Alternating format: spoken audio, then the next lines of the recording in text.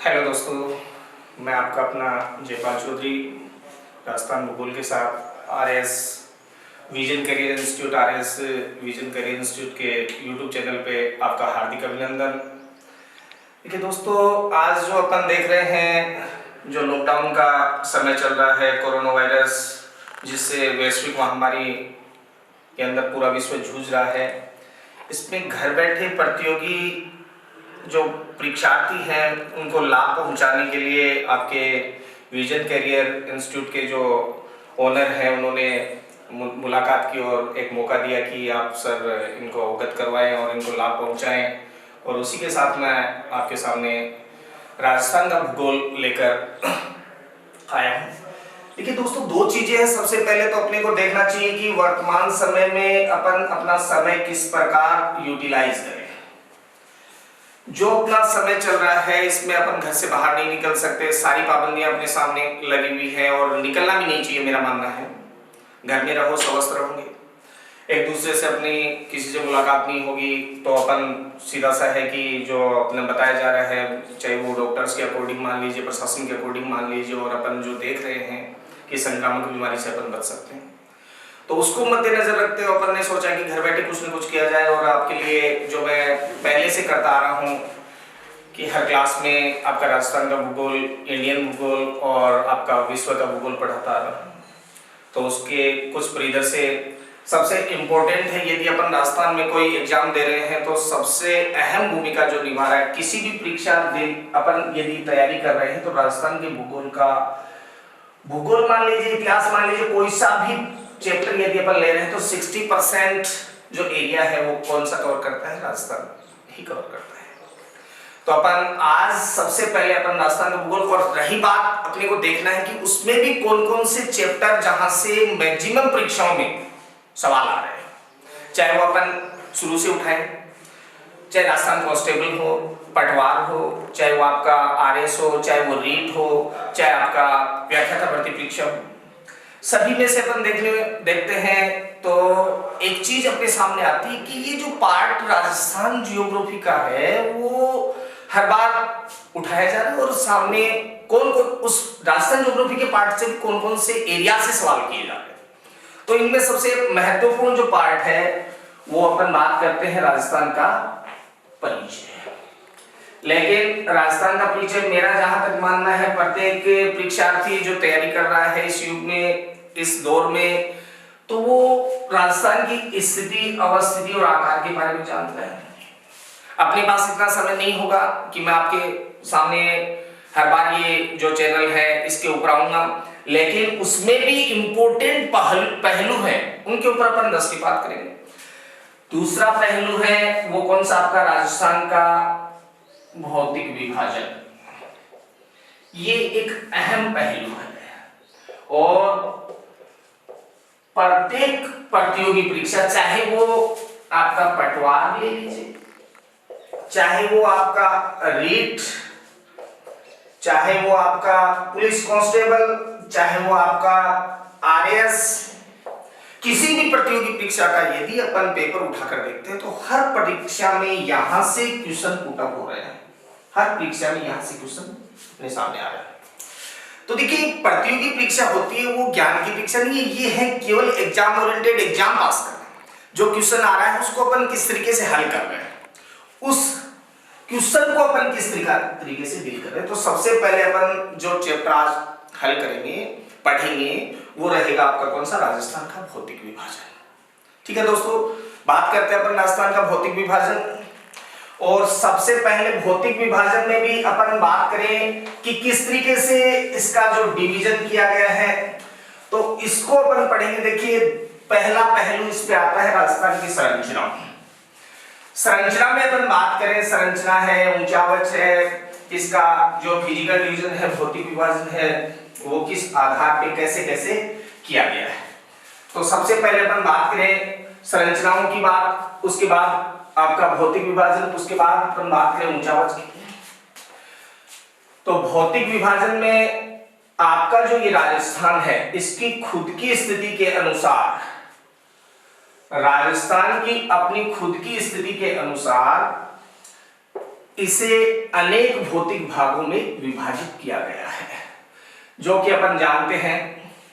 इसमें सबसे अहम भूमिका जो निभा रहा है वो आपका है अरावली पर्वत श्रृंखला। कौन है? अरावली पर्वत श्रृंखला। और अरावली पर्वत श्रृंखला है, ये राज्य राजस्थान को लगभग 2 बराबर भागों में बांट रहे हैं। मैं ये नहीं कह रहा कि 2 बराबर भागों में विभाजित कर, लेकिन लगभग अपन क्या बोल सकते, 2 भागों में बांट रहे हैं। तो इसके आधार पे अपना वर्तमान जो मॉडर्न विभाजन है वो किया गया है। और मॉडर्न विभाजन है जो वो किया गया है, तो इस आधार पे राज्य राजस्थान को अपन क्या बता सकते हैं, आधुनिक वर्गीकरण के आधार पे राज्य राजस्थान को 4 भौतिक भागों में बांटा गया है। कौन कौन से हैं भौतिक भाग? पहला भौतिक भाग आपका रहेगा कौन सा है? उत्तर पश्चिमी मरुस्थल, उत्तर पश्चिमी मरुस्थल। दूसरा पार्ट है आपका कौन सा? मध्यवर्ती अरावली। और तीसरा पार्ट है आपका कौन सा? मैदानी पार्ट, मैदानी भाग, या इसको अपन क्या बोल सकते हैं, पूर्वी मैदानी भाग, पूर्वी मैदानी भाग। और चौथा जो पार्ट है वो कौन सा है आपका? दक्षिणी पूर्वी पठारी भाग। देखिए दोस्तों, 2 चीज है इसमें। सबसे पहले अपने को, मैं केवल इसके डिवीजन की बात कर रहा हूं जिनमें मैक्सिमम परीक्षाओं में मैक्सिमम यहां से क्वेश्चन पुट अप किए जाते हैं। इसकी संरचनाओं की बात अपन अगले चैप्टर में करेंगे, किस प्रकार इसका निर्माण हुआ था वो बात पे अपन अगले चैप्टर में करेंगे। सबसे पहले अपन बात कर रहे हैं कि राजस्थान की अपनी खुद की स्थिति के अनुसार इसे जो मॉडर्न डिवीजन है 4 भौतिक भागों में से बांटा गया है। पहला पार्ट कौन सा? उत्तर पश्चिमी मरुस्थल। दूसरा पार्ट कौन सा? मध्यवर्ती अरावली। तीसरा पार्ट कौन सा? पूर्वी मैदानी भाग। और चौथा पार्ट आपका कौन सा है? दक्षिण पूर्वी पठारी भाग। यहां तक कोई डाउट? अब देखिए आगे अपन बात करें कि उत्तर पश्चिमी मरुस्थल का निर्माण कैसे हुआ, कहां से आया, कहां फैला हुआ है, कितने एरियाज में फैला हुआ है, फिर इसको इसकी स्थिति के आधार पर कैसे कैसे डिवाइड किया गया है। इन प्रत्येक पार्ट को, चाहे वो मरुस्थल ले लीजिए, चाहे वो अरावली ले लीजिए, चाहे वो मैदानी भाग ले लीजिए, चाहे वो पठारी भाग ले लीजिए, इनको खुद की स्थिति के आधार पे, खुद की अपनी स्थिति के आधार पे अलग अलग भागों में इसको डिवाइड किया गया है, जो अपने किसके ऊपर है? स्थल के ऊपर, जो अपने को दिखाई दे रहा है। ठीक है, इसमें सबसे पहले अपन इसको अलग अलग भागों में डिवाइड किया गया। अपन ने क्या कहा कि उत्तर पश्चिमी मरुस्थल को भी इसकी स्थिति के आधार पे, वर्षा की मात्रा के आधार पे, अरावली को भी इसके जो विस्तार के आधार पे, पूर्वी मैदानी भाग को भी इसके विस्तार के आधार पे अलग अलग भागों में डिवाइड किया गया है। तो वो किस प्रकार किया गया है उसका अध्ययन अपन इसी चैप्टर में करेंगे। तो सबसे पहले अपन उठाते हैं, देखिए कौन सा? उत्तर पश्चिमी मरुस्थल। या अपन ये देख लें कि प्रत्येक पार्ट का कितने इनके सब डिवीजन किए गए हैं और वो सब डिवीजन किस आधार पे किए गए हैं। तो इसके लिए सबसे पहले दोस्तों अपन क्या बनाएंगे? एक चार्ट बनाएंगे इसका। और इस चार्ट से भी अगर अपन गत परीक्षाओं का अध्ययन करें, गत परीक्षाओं के पेपर एनालिसिस करें, तो उनमें अपने को पता चलता है कि इस चार्ट से भी क्वेश्चन पुट अप हो रहा है। तो सबसे पहले अपन इसका क्या बना लेते हैं? चार्ट बना लेते हैं। देखिएगा, देखिए दोस्तों, ये चार्ट बनाने के लिए अपन क्या करेंगे? प्रत्येक पार्ट को अलग अलग भागों में डिवीजन करके और फिर प्रत्येक पार्ट के छोटा छोटा जो पार्ट हो रहा है उसका अलग अलग इनकी विशेषताओं के साथ अपन अध्ययन करेंगे। ठीक है दोस्तों, अब देखिए राजस्थान का भौतिक विभाजन। ये देखो, ये आपका राजस्थान का भौतिक विभाजन। अब इसको अपन ने क्या कहा? 4 पार्टों में डिवाइड किया गया है। मॉडर्न की बात करें, मॉडर्न डिवीजन जो है, पहला कौन सा? उत्तर पश्चिमी मरुस्थल। ये लो, उत्तर पश्चिमी मरुस्थल। अब उत्तर पश्चिमी मरुस्थल को वर्षा की मात्रा के आधार पे 2 भागों में बांटा गया है। कौन कौन से पार्ट है? ये आपका शुष्क मरुस्थल ड्राई डेजर्ट, और ये आपका कौन सा है, अर्ध शुष्क मरुस्थल। सेमी ड्राई डेजर्ट, अर्ध शुष्क मरुस्थल, ये दो शब्द अर्ध शुष्क मरुस्थल। अब शुष्क मरुस्थल को पुनः इसकी स्थिति के आधार पर दो भागों में बांटा गया है। कौन कौन सा, रेतीला मरुस्थल, रेतीला मरुस्थल मतलब सैंडी डेजर्ट, और दूसरा आपका कौन सा है, पथरीला मरुस्थल। दूसरा कौन सा है, पथरीला मरुस्थल, स्टोनी डेजर्ट, पथरीला मरुस्थल।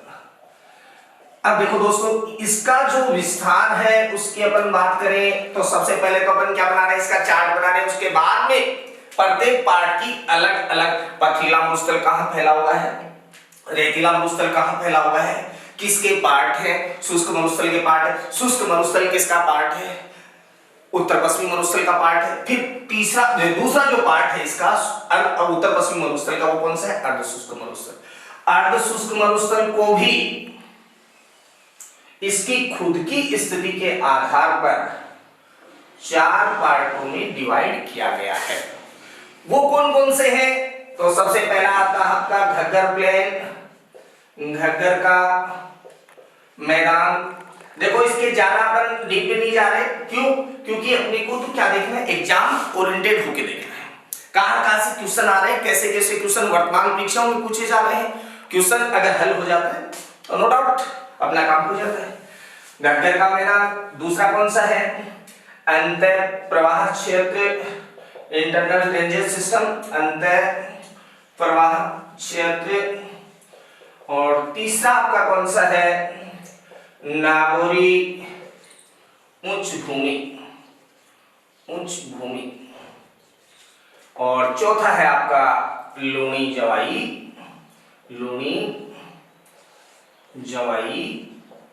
बेसिन, लूणी जवाई बेसिन। ये इसके 4 पार्ट अपन को अध्ययन करना है। तो अपन ने कितने पार्टों में, उत्तर पश्चिमी मरुस्थल को अपन ने 2 पार्टों में डिवाइड किया। एक बार समराइज कर रहे हैं, 2 पार्ट कौन कौन से, शुष्क मरुस्थल और अर्ध शुष्क मरुस्थल। शुष्क मरुस्थल के कितने पार्ट बताए अपन ने, रेतीला मरुस्थल और पथरीला मरुस्थल। फिर अपन ने अर्ध शुष्क मरुस्थल को लिया। अर्ध शुष्क मरुस्थल के कितने पार्ट बताए अपन ने, 4 पार्ट, घग्गर का मैदान, अंतर प्रवाह क्षेत्र, नागोरी उच्च भूमि और लूणी जवाई बेसिन। अब इन प्रत्येक पार्ट की अलग अलग विशेषताओं का अध्ययन करेंगे। उससे पहले अपन ने कितने पार्ट बताए, भौतिक विभाजन के 4 पार्ट बताए। चारों का अपन क्या कर लेते हैं, यहाँ पे डिवीजन किया और इनको अपन लिख देते हैं यहाँ पर। दूसरा पार्ट कौन सा, मध्यवर्ती अरावली, ये लो साहब। अब अरावली को भी अपन कितने भागों में बांट कर देखेंगे, मध्यवर्ती अरावली को अपन कितने भागों में बांट कर देखते हैं, 3 भागों में बांट कर देखते हैं। कौन कौन से भाग हैं, मध्यवर्ती अरावली की जो अपन बात कर रहे हैं, जो राजस्थान को लगभग 2 भागों में बांट रही है, इसको भी अपन इसकी स्ट्रक्चर के आधार पे या राजस्थान की इसकी स्थिति के आधार पे, स्थिति के आधार पे अपन कितने भागों में पार्ट करते हैं, 3 पार्टों में, 3 भागों में इसका डिवीजन करके देखेंगे। कौन कौन सा है, उत्तरी अरावली या इसको अपन बोलते हैं अलवर अरावली के नाम से भी जानते हैं। दूसरा अपना कौन सा है, मध्यवर्ती अरावली, इसे अपन दूसरा किस नाम से जानते हैं, मेरवाड़ा अरावली के नाम से भी इसे जाना जाता है। और तीसरा पार्ट जो आपका है, एक बार यहां से हटा रहा हूं मैं, नोट डाउन कर लिया होगा आप लोगों ने, जहां तक मैं समझ रहा हूं।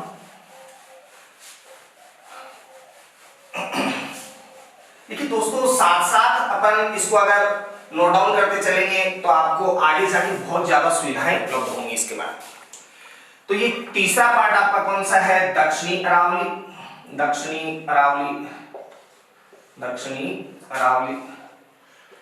और दक्षिणी अरावली को फिर अपन 2 भागों में बांट कर देख सकते हैं। कौन कौन से पार्ट रहेंगे, एक आपका रहेगा मेवाड़ अरावली और दूसरा आपका रहेगा आबू पर्वत खंड। आबू पर्वत खंड। अब अरावली का भी अपन इस प्रकार कितने पार्टों में अध्ययन करेंगे? 3 पार्टों में इसका अध्ययन करेंगे। कौन कौन सा रहेगा? उत्तरी अरावली, मध्य अरावली, दक्षिणी अरावली। और उत्तरी अरावली को अपन ने किस नाम से संबोधित किया? अलवर अरावली। मध्य अरावली को अपन ने किस नाम से संबोधित किया? मेरवाड़ा। दक्षिणी अरावली को अपन ने क्या कहा? मेवाड़ या आबू पर्वत खंड। कई किताबों में, छोड़ दीजिए किताबों को, ऑथेंटिक बुक की यदि बात करें अपन तो इसको इस प्रकार संबोधित किया गया है। जो कि अपन मॉडर्न डिवीजन की बात करें तो ठीक है। तीसरा पार्ट जो है, तीसरा पार्ट आपका कौन सा है? पूर्वी मैदानी भाग। अब देखो पूर्वी मैदानी भाग, सबसे पहले तो अपने को यही बात, मैदान किसे कहते हैं? नदियों द्वारा लाई गई जलोढ़ मिट्टी से निर्मित क्षेत्र क्या कहलाता है? मैदान कहलाता है। और किसके? अरावली के पूर्वी भागों में। तो इसको अपन ने क्या बोला? पूर्वी मैदानी भाग। तो पूर्वी मैदानी भागों को किसके आधार पे? नदी प्रवाह क्षेत्र के आधार पे पूर्वी मैदानी भाग को कितने भागों में बांटा गया है? 4 भागों में बांटकर देखा गया है। मॉडर्न डिवीजन में कितने भागों में बांटकर देखा गया है? 4 भागों में बांटकर देखा गया है। ये कौन कौन से पार्ट है? 4 पार्ट। तो सबसे पहला जो पार्ट है अपना, यहां लिख देता हूं मैं, वहां पर मेरे पास जगह कम होगी। पूर्वी मैदानी भाग, ये लो साहब, पूर्वी मैदानी भाग। बात करते हैं अपन पूर्वी मैदानी भाग की। तो पूर्वी मैदानी भाग को भी नदी प्रवाह क्षेत्र के आधार पर अपन कितने भागों में बांट कर देखेंगे? 4 भागों में बांट कर देखेंगे। कौन कौन सा पार्ट? सबसे पहले अपन बात करें किसकी? माही का मैदान। माही का मैदान, ये लो साहब। दूसरा पार्ट है अपना चंबल का मैदान। चंबल का मैदान। और तीसरा जो पार्ट है अपना वो है बनास का मैदान। बनास का मैदान। और चौथा जो पार्ट है आपका वो रहेगा बाण गंगा का मैदान। अब इन चारों पार्टों की अपन अलग अलग विशेषताओं के साथ इनका अध्ययन करेंगे। अब कितने भौतिक भाग कितने देख लिए अपन ने? 3 पार्ट देखे। पहला कौन सा देखा अपन ने? उत्तर पश्चिम मरुस्थल। दूसरा कौन सा देखा? मध्यवर्ती अरावली। तीसरा कौन सा देखा? पूर्वी मैदान का। अब चौथा पार्ट कौन सा था अपना? चौथा पार्ट था अपना कौन सा? दक्षिणी पूर्वी पठारी भाग। दक्षिणी पूर्वी पठारी भाग। तो देखिए दक्षिणी पूर्वी पठारी भाग को भी इसकी खुद की संरचनात्मक स्थिति के आधार पर कितने भागों में बांटा गया है? 2 भागों में बांटा गया है। कितने भागों में बांटा गया है? 2 भागों में बांटा गया है। कौन कौन से पार्ट होंगे 2 भाग? ये देखिएगा, पहला पार्ट आपका है दक्षिणी पूर्वी पठारी भाग। इनमें पहला पार्ट रहेगा आपका कौन सा? विंध्य कगार भूमि। विंध्य कगार भूमि, ये लो साहब। और दूसरा पार्ट अपना रहेगा दक्कन का लावा पठार। लावा पठार। अब इनकी विशेषताएं, इनकी संरचनात्मक, इनके निर्माण की बातें, किस प्रकार इनके विस्तार की बातें जब अपन दक्षिणी पूर्वी पठारी भाग पढ़ेंगे उसके साथ देखेंगे। अब अपने सामने एक चार्ट बन गया किसका? भौतिक विभाजन का। 4 पार्ट बता दिए। अब पहला पार्ट उठाएं अपन। पहला पार्ट कौन सा? उत्तर पश्चिम मरुस्थल। और उत्तर पश्चिम मरुस्थल की प्रत्येक पार्ट को अलग अलग उनकी विशेषताओं के आधार पे, उनके निर्माण के आधार पे, उसके विस्तार के आधार पे अपन अध्ययन करेंगे। तो सबसे पहले किसको उठाएं अपन? उत्तर पश्चिमी मरुस्थल। अब देखिए दोस्तों, 2 चीजें अपन ने अध्ययन किया। पहला अपन ने क्या बताया? राजस्थान का भौतिक विभाजन। कौन सा भौतिक विभाजन पढ़ा? आधुनिक जो फिजिकल डिवीजन उसकी बात की। किसके आधार पे बांटा अपन ने? 4 भागों में बांटा। कौन कौन सा? उत्तर पश्चिमी मरुस्थल। दूसरा कौन सा? मध्यवर्ती अरावली। तीसरा कौन सा? पूर्वी मैदानी भाग। और चौथा कौन सा? दक्षिणी पूर्वी पठारी भाग। इसमें सबसे पहले अपन उठाएंगे किसको? उत्तर पश्चिमी मरुस्थल। तो देखिए आगे आते हैं हम उत्तर पश्चिमी मरुस्थल के पास। पहला पार्ट है अपना। तो सबसे पहले तो अपन डायग्रामेटिकली रूप से इसको जब अध्ययन करते हैं, राजस्थान का कौन सा? अरावली का पश्चिमी, या यूं कह सकते हैं राजस्थान का उत्तर पश्चिमी भाग है जो मरुस्थलीय पार्ट है। किसका अवशेष? कैथी सागर का अवशेष है। किस नाम से जानते हैं? उत्तर पश्चिमी मरुस्थल के नाम से जानते हैं। और राजस्थान के कितने पार्ट में ये फैला हुआ है, कहां-कहां से इसका निर्माण हुआ है? तो सीधा सा है, राजस्थान के लगभग अपन कितने भाग में बताते हैं इसको? 61% पार्ट पे ये फैला हुआ है। फिर अपन इसकी प्रत्येक भाग की अलग अलग विशेषताओं का अध्ययन करके देखिए आज बात करते हैं। ये देखिए, ये सबसे पहले अपन बात करें, ये आपका राजस्थान, ये लो,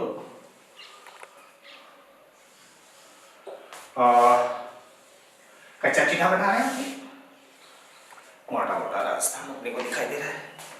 और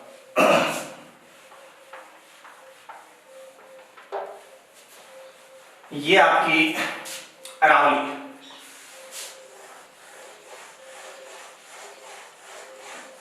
और ये जो पार्ट है इसको अपन किस नाम से नवाज रहे हैं, किस नाम से बोल रहे हैं? उत्तर पश्चिमी मरुस्थल।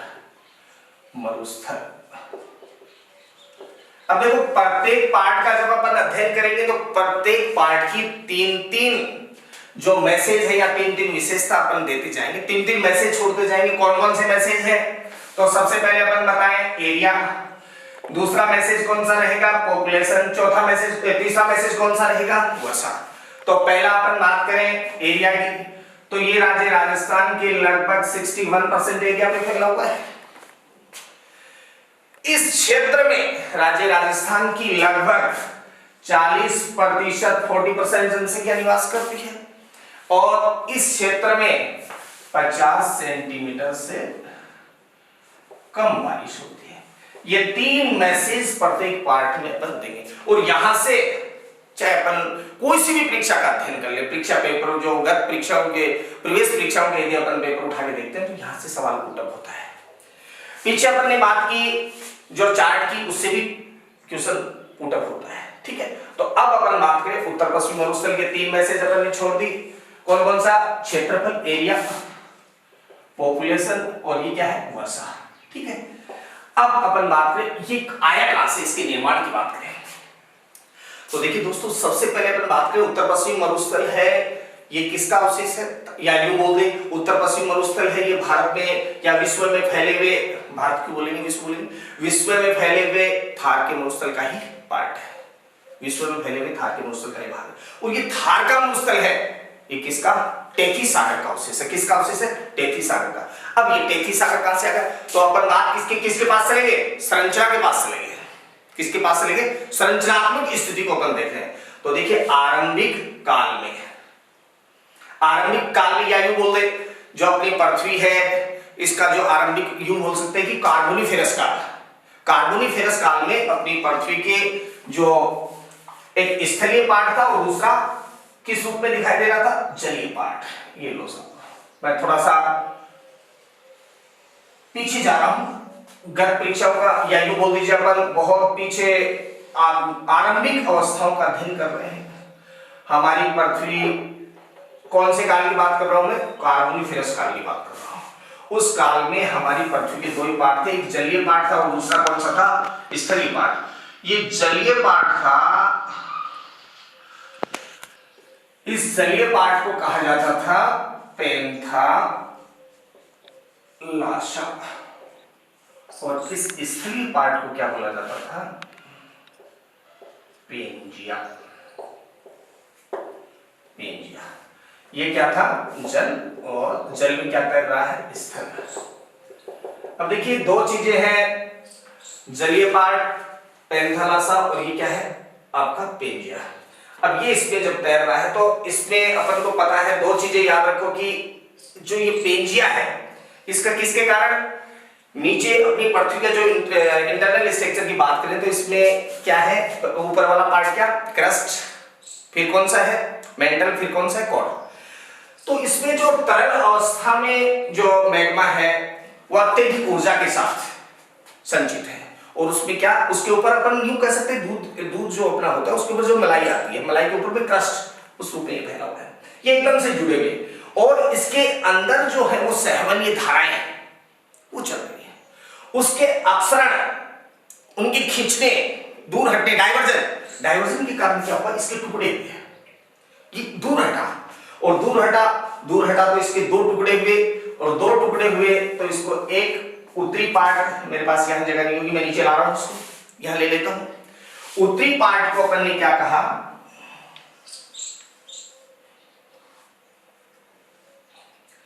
उत्तरी पार्ट को अपन ने बोला लोरेंसिया, ये लो लोरेंसिया, और ये दक्षिणी पार्ट था, इसको अपन ने क्या बोला, गोंडवाना लैंड। और ये जो बीच में जो पानी था, ये जो पार्ट है, इसको अपन ने क्या बोल दिया, टेथिस सागर। फिर अपने माइंड में बात आती है कि वर्तमान स्थिति में यदि बात करें तो लोरेंसिया के कौन कौन से पार्ट है, तो लोरेंसिया में अपन बात करें कौन कौन सा, उत्तरी अमेरिका महाद्वीप, यूरोप महाद्वीप, इधर यूरोप और एशिया का जो पार्ट है, जिसको अपन किस नाम से जानते हैं, यूरेशियाई पार्ट किसके से है, लोरेंस। लेकिन जो यूरेशियाई पार्ट है उसको अपन किस नाम से जानते हैं, अंगारा लैंड के नाम से जानते हैं। किस नाम से जानते हैं, अंगारा लैंड के नाम से जानते हैं। और ये जो गोंडवाना लैंड है, ये कौन कौन से पार्ट आएंगे इसमें, दक्षिण अमेरिका महाद्वीप, अफ्रीका महाद्वीप, भारतीय प्रायद्वीप और ऑस्ट्रेलिया महाद्वीप की इसके पार्ट मानकर। तो संरचनात्मक दृष्टि से यदि अपन राजस्थान की बात करें तो राजस्थान का कौन सा पार्ट, मध्यवर्ती अरावली, और आपका कौन सा, ये जो पार्ट है दक्षिणी पूर्वी पठारी भाग, ये किसके हिस्से माने जाते हैं, गोंडवाना लैंड के हिस्से माने जाते हैं। किसके हिस्से माने जाते हैं, गोंडवाना लैंड के हिस्से माने। ये देखो यहां से सवाल भी बहुत बार आया है, नाना प्रकार की परीक्षा में यह सवाल पूछा गया है कि आपका मध्यवर्ती अरावली है वो किसका पार्ट माना जाता है, तो गोंडवाना लैंड का, या आपका दक्षिण पूर्वी पठारी भाग है, या इस प्रकार में पूछ लिया जाता है राजस्थान का कौन सा भौतिक भाग गोंडवाना लैंड का हिस्सा माना जाता है, कौन सा आता है, दक्षिण पूर्वी पठारी भाग या अरावली। अब इसके बाद में ये मैदानी भाग कैसे हुआ, और ये जो आपका मरुस्थल है ये किसका पार्ट माना जाता है, टेथी सागर का पार्ट माना जाता है। किसका पार्ट माना जाता है, टेथी सागर का पार्ट माना जाता है। अब दो चीजें अपने सामने आ गई, किसका पार्ट बताया अपन ने, टेथी सागर का अवशेष, दूसरी अपन ने क्या कहा, टेथी सागर का अवशेष है, और सॉरी टेथी सागर का अवशेष है जो कि अपन ने क्या कहा कि थार का मरुस्थल का भाग है। अब थार का मरुस्थल, अब देखिए इसकी जो बात कर रहे हैं अपन संरचनाओं की, ये संरचनात्मक दृष्टि से मैं आपको एक चैप्टर पढ़ाऊंगा भूगर्भिक समय सारणी, उस पे और ज्यादा क्लियर होगा कि कहां-कहां कौन-कौन सी काल में किस एरियाज का निर्माण हुआ, वो सारी चर्चाएं अपन नेक्स्ट चैप्टर में अलग चैप्टर से में करेंगे। यहां तो केवल अपन किसकी बात कर रहे थे, उत्तर पश्चिमी मरुस्थल के विकास की बात कर रहे थे, जिसमें अपन ने क्या बताया, किसका अवशेष बताया, किसका पार्ट बताया। सबसे पहले तो अपन ने बताया थार के मरुस्थल का ही भाग है, और थार का मरुस्थल किसका अवशेष है, टेथी सागर का अवशेष है। अब टेथी सागर में क्या हुआ कि मरुस्थल का निर्माण हुआ, तो देखिए टेथी सागर सूखा, टेथी सागर सूखा, और सूखने से किसका विकास हुआ, दलदल का विकास हुआ, और दलदल से किसका, दलदल में घने वनों का विकास हुआ। घने वनों में क्या हुआ, घने वनों में अनियंत्रित कटाई और पशु चराई हुई। अनियंत्रित कटाई और पशु चराई के कारण क्या हुआ, वन नष्ट हुए, और वन नष्ट हो जाने से क्या हुआ, शुष्कता बढ़ी, और शुष्कता बढ़ जाने से क्या हुआ, चट्टानों में अपक्षय इरोजन और अपरदन हुआ। अपक्षय और अपरदन के कारण क्या हुआ, रेत का निर्माण हुआ, और इस रेतीले क्षेत्र को क्या कहा, मरुस्थल। कौन सा मरुस्थल, थार का मरुस्थल। कौन सा मरुस्थल, थार का मरुस्थल। कितने देशों में फैला हुआ है, दो देशों में फैला हुआ है। कितने देशों में फैला हुआ है, दो देशों में फैला। कौन कौन से, भारत और पाकिस्तान। भारत में कितना है 85%, पाकिस्तान में कितना है 15%, पाकिस्तान में कितना है 15%। भारत के कितने राज्यों में फैला हुआ है, 4 राज्यों में फैला हुआ है। कितने राज्यों में, 4 राज्यों में। कौन कौन से, राजस्थान है, पंजाब है, हरियाणा है और गुजरात है। उधर पाकिस्तान के कितने राज्यों में, पाकिस्तान के कितने राज्यों में, पंजाब है और सिंध है, सिंध और पंजाब। राजस्थान में कितना बताया अपन ने 85%, सॉरी भारत में कितना बताया 85%। कितने राज्यों में, 4 राज्यों में। 4 राज्यों में इसका किस प्रकार डिवीजन है, राजस्थान में इसका 58% है, पंजाब में इसका 6% है, हरियाणा में इसका 8% है और गुजरात में इसका 13% है। टोटल इसका कितना 85% है। और उधर अपन बात करें सिंध और पंजाब की, तो सिंध में ये ज्यादा है और पंजाब में इसका विस्तार कम है।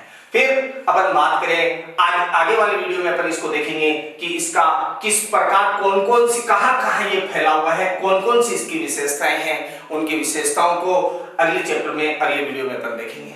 देखिए दोस्तों, अगर आपको ये समझ में आया, मेरा जहां तक मानना है ये काफी हद तक समझ में आया होगा और यहाँ से आपको हर परीक्षा में, जैसा कि अपन ने अभी चर्चा की, राजस्थान में कितना बताया अपन ने इसको 58%, भारत में अपन ने कितना बोला 85%, गुजरात में कितना बताया, गुजरात में अपन ने बताया 13% और हरियाणा में अपन ने कितना बताया 8%। गत परीक्षाओं में अपन देखें तो आरएस प्रारंभिक परीक्षा में एक सवाल आया था, आपको विदित हो तो, भारत में फैले हुए थार के मरुस्थल का राजस्थान में कितना प्रतिशत भाग फैला हुआ है। ठीक है, तो इस वीडियो को देखकर ये हेल्प अपन कर सकते हैं। ठीक है, चलो दोस्तों, इसकी विशेषताओं का अध्ययन अपन नेक्स्ट पार्ट में करेंगे और ये आपको समझ में आया होगा जहां तक, और फिर भी यहां पर कोई समस्या यदि आपको लगे तो आप मुझे अवगत कराएं, वीडियो पे मैसेज करें, नीचे आप सब्सक्राइब लाइक जो भी आपको अच्छा लगे तो लाइक कीजिए, सब्सक्राइब कीजिए, शेयर कीजिए और नेक्स्ट वीडियो के लिए मुझे प्रेरित कीजिए कि मैं आपके सामने दोबारा हूं। Thank you.